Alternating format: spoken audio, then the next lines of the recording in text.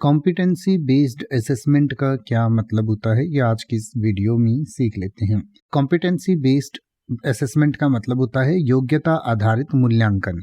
यानी कि जब किन्हीं चीज़ों का या किसी स्टूडेंट का जो मूल्यांकन है वो उसकी योग्यता के आधार पर किया जाता है। यानी कि जैसे मान लीजिए किसी क्लास में 100 बच्चे हैं तो 100 के 100 बच्चों को एक ही तरीके से या एक ही तरीके से उनका मूल्यांकन किया जाए एक ही पैरामीटर पर, और जबकि दूसरा जो है कोई बच्चा कितना योग्य है, उसके स्किल्स कैसे हैं, उसकी नॉलेज कैसी है, उसकी एबिलिटी कैसी है, उन बच्चों को अलग अलग ग्रुप में रखकर फिर उनकी कॉम्पिटेंसी के हिसाब से उनका असेसमेंट किया जाए तो उस असेसमेंट को कॉम्पिटेंसी बेस्ड असेसमेंट कहते हैं। यानी कि योग्यता आधारित मूल्यांकन कहा जाता है।